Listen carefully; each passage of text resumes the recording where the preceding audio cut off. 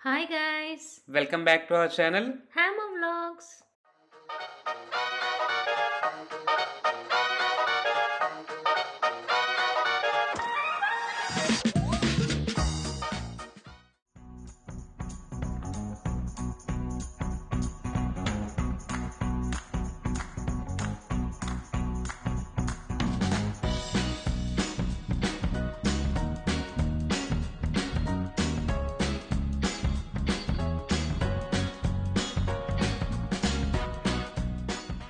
Hi guys, it's day 2 ఏంటండి.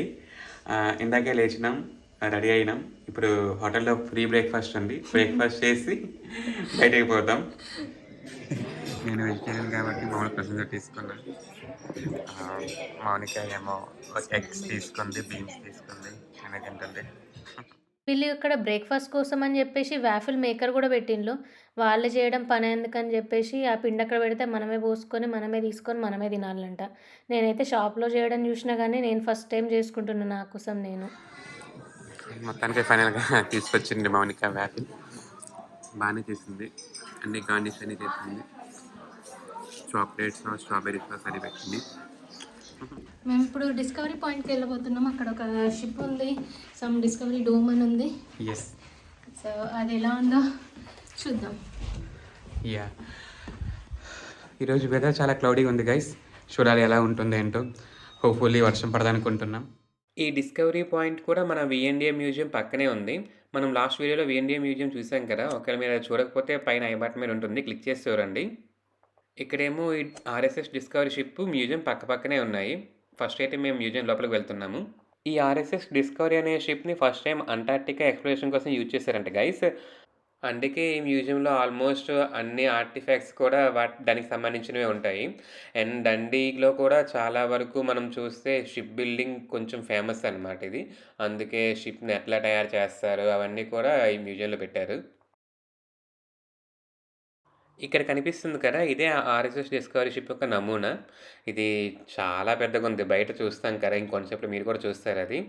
యాక్చువల్‌గా ఇది అంటార్క్టికా ఎక్స్‌ప్లోరేషన్ చెప్పాం కదా. సో, ఆల్మోస్ట్ 1900 ఆ టైంలోని ఇది స్టార్ట్ అయింది ఇక్కడి నుంచి.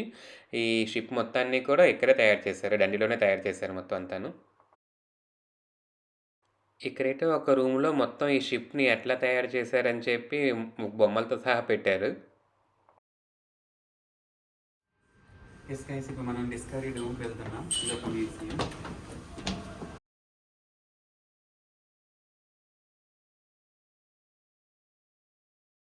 ఈ పైన ఈ డిస్కవరీ డోమ్‌లోని ఒక గ్లోబ్‌లా పెట్టారు. రియల్‌గా ఎర్త్ ఎట్లా ఉంటుందో సేమ్ అట్లనే పెట్టారు. చూడడానికైతే చాలా బాగుంది. ఈ డోమ్ చుట్టుపక్కలున్న గోడలైతే ఒక పెద్ద ప్రొజెక్టర్ స్క్రీన్ లాగా తయారు చేసేసి డండీ పాస్ట్‌లో ఎట్లా ఉండేది, వాళ్ళ ఇండస్ట్రీస్ అనేవి ఎలా ఉండేటియి, అప్పట్లో షిప్ బిల్డింగ్ ఎలా జరిగేది, అవన్నీ కూడా దీని మీద ప్రొజెక్ట్ చేసిండ్రు. సో వాళ్ళ హిస్టరీ అంతా కూడా ఇక్కడ చూపిస్తున్నారు. ప్రస్తుతానికైతే షిప్ బిల్డింగ్ ఉందో లేదో ఇన్ని ఇండస్ట్రీస్ అయితే లేవు ప్రస్తుతానికి. ఈ మ్యూజియం అయితే ఫాస్ట్‌గా చూసి బయటకొచ్చేసాము. మనం మెయిన్‌గా వచ్చింది ఈ షిప్ చూడడానికి కదా. సో, ఇప్పుడైతే షిప్ చూద్దాం మనం లోపలికి వెళ్లి ఎట్లా ఉన్నదంతాను. ఈ షిప్ మొత్తం ప్రపంచమంతా తిరిగేసి ఇంకా లాస్ట్‌కి తన బర్త్ ప్లేస్ అయిన డండీకే వచ్చేసింది. వీళ్ళు దీన్ని ఇక్కడ తీసుకొచ్చి పెట్టేసి దాని రిస్టోరేషన్ వర్క్ అంతా చేస్తున్నారు. అండ్ అట్లనే విజిటర్స్‌కి కూడా యాక్సెస్ ఉంది మొత్తం అంతా షిప్ అంతా ఎక్స్‌ప్లోర్ చేయడానికి. ఫస్ట్ ఇంజిన్ చెక్ చేసి పైకొద్దాం మనం. సో, మనం ఈ షిప్ లోపలికి ఎంటర్ అయిన వెంటనే చాలా ప్లేసెస్‌లో కోల్ స్టోర్ చేసుకోవడానికి అని చెప్పి పెట్టారు. అండ్ ఈ లెఫ్ట్ సైడ్‌లో కనిపిస్తున్నాయి కదా, ఇవన్నీ కూడా ప్రెషర్ గేజెస్. మొత్తం మనం షిప్‌కి స్టీమ్‌తో నడుస్తుంది కదా, ఎంత ప్రెషర్ ఉంది అంతా కూడా చెక్ చేసుకోవచ్చు మనం. సో, ఈ ఆర్ఆర్ఎస్ డిస్కవరీ షిప్ కన్‌స్ట్రక్షన్ చేయడానికి అప్పట్లోనే £35,000 పెట్టారంట. అంటే చాలా ఎక్కువ అమౌంట్ అది. అండ్ మీరిక్కడ చూడొచ్చు ఎట్లా కోల్‌ని లోపలికి పంపించి అది స్టీమ్ కింద కన్వర్ట్ అయిన తర్వాత ఇది లోపలికి వెళ్తుంది ప్రెషర్. ఆ ప్రెషర్‌తోనే మొత్తం షిప్ అంతా కూడా నడుస్తుంది. మీరు 'టైటానిక్' మూవీలో చూసారు కదా, పిస్టన్స్ కిందకి పైకి కదులుతా ఉంటాయి. అట్లా కదిలితే మొత్తం షిప్ ముందుకు వెళ్తుంది. అండ్ ఇందులో చాలా రూమ్స్ ఉన్నాయి. కొన్ని రూమ్స్ అయితే వీళ్ళు కొన్ని ఎక్విప్‌మెంట్స్ పెట్టారు. పిల్లలు గట్టా వస్తే వాళ్ళని ఎంగేజ్ చేయడానికి. అండ్ చాలా వరకు రూమ్స్‌ని అట్లనే ఉంచారు. విజిటర్స్ వస్తే వాళ్ళకి తెలియడం కోసం అని చెప్పి. అప్పట్లో వాళ్ళు యూజ్ చేసిన ఎక్విప్‌మెంట్స్ అవన్నీ ఇక్కడున్నాయి. ఫుడ్ అంటే కూడా ఇలాంటి బాక్సెస్‌లో క్యారీ చేసేవారు. మీరు అంటే ఇది ఎగ్జాంపుల్ పెట్టారు వాళ్ళు. చూడొచ్చు ఇది ఒక చీజ్ పెట్టారు and chocolates, some fru preserved fruits and vegetables. ఇది అప్పుడు వాళ్ళు యూజ్ చేసిన కిచెన్ అనుకోవచ్చు మనం. చూడొచ్చు మీరు ఇక్కడ చాట్స్ ఉన్నాయి. సో మార్మలేడ్, బన్స్ అవన్నీ కూడా అప్పుడు అప్పుడు ఆ షిప్లో వెళ్ళిన కుక్ 2 years వరకు 40 మెంబర్స్కి బ్రెడ్ బేక్ చేసేవాళ్ళంట. సో ఫ్రెష్ ఫుడ్ అంటే కష్టం కాబట్టి అన్ని tin food, dry food, pickled food అంతా క్యారీ చేశారు. చూడొచ్చు మీరు ఇంత కింద వరకు ఉండే ఇలాగా బాక్సెస్లో వాళ్ళు స్టోరేజ్ చేసుకున్నారు. ఫ్లోర్ అనేసి ఉంది, షుగర్ ఉంది. సో అప్పట్లోనే వీళ్ళు కోకో పౌడర్ ఆల్మోస్ట్ 2 tons అంట. మన క్యాడ్బరీ కంపెనీ వాళ్ళది. అది ప్యాక్ చేసుకొని షిప్లో తీసుకొని వెళ్ళారంట చెప్తున్నారు ఇక్కడ. యా, ఇది చెఫ్ యొక్క రూమ్. చూడొచ్చు చెఫ్ అప్పట్లోనే అవన్నీ యూజ్ చేసుకున్నారు ఈ కిచెన్లోని. ఇది కిచెన్ కింద స్టోరేజ్ యూనిట్ ఉండేది అండ్ పైన కిచెన్ యూనిట్ ఉంది. అండ్ మీరు కింద చూసాం కదా ఇందాక, అది ఇక్కడ నుంచి ఓపెన్ చేసి ఆ లోపల స్టోరేజ్ రూమ్లో అన్నీ తీసుకునేవాళ్ళు. మనకి ఇష్టమైన ప్లేస్కి వెళ్తున్నాం, డైనింగ్ ఏరియా. ఇది సిక్ రూమ్.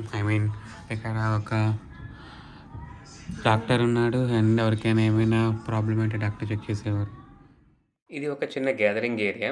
అంటే మామూలుగా ఫుడ్ తినేసిన తర్వాత కానీ లేకపోతే నైట్ పడుకునే ముందు కూడా అందరూ ఎక్కువ వచ్చి గ్యాదర్ అయ్యేవారంట. అక్కడ రాసింది ఆ మ్యాటర్ అంతాను. ఇక్కడ ఈ షిప్లో ఉన్న లెఫ్టినెంట్స్కి సపరేట్ రూమ్స్ ఉన్నాయి. సో వాళ్ళకి సపరేట్ బెడ్స్ ఉన్నాయి. ఇందాక మనం చూస్తుంది పనిచేసే వాళ్ళకి. సో మనం ఇప్పుడు డెక్ పైకి వెళ్తున్నాం. మనమైతే ఇప్పుడు డెక్ మీదకి వచ్చినాము. ఇంతవరకు లోపల ఉన్నాం కదా షిప్ లోపలికి. ఇప్పుడు పైకి వచ్చాము. అండ్ మనకి ఎదురుగా లెఫ్ట్లో కనిపిస్తుంది ఇండియా డండీ మ్యూజియం. మనం లాస్ట్ వీడియోలో చూసాము అది. అండ్ ఈ షిప్ అయితే చాలా బాగుంది చూడడానికి పైనుంచి. మీరు అనుకోవచ్చు ఇది పైరట్స్ ఆఫ్ కరేబియన్లో షిప్లా ఉందని సిఎక్స్. నేను కూడా ఫస్ట్ అలానే అనుకున్నా. పైకి ఎక్కిన వెంటనే మనకి షిప్ యొక్క స్టీరింగ్ కనిపిస్తుంది. ఇది ఎంత బాగుందంటే నేనైతే తిప్పుదాం అని చెప్పి చాలా ట్రై చేసిన, కానీ అయితే తిరగలేదు. అండ్ దీని మీద కూడా చూడొచ్చు మీరు RRS డిస్కవరీ అని చెప్పి రాస్తుంది స్టీరింగ్ మీద. అలానే ఇక్కడ ఉన్న గంట మీద అన్నిటి మీద కూడా రాస్తుంది. మౌనికాని షాప్ చేస్తుంది, ఫుల్ పవర్లో వెళ్తుంది షిప్ ఇప్పుడు. ఎస్ మౌనిక, షిప్ డ్రైవ్ చేస్తున్నాడు ఇప్పుడు. నేను షిప్ డ్రైవ్ చేస్తున్నా.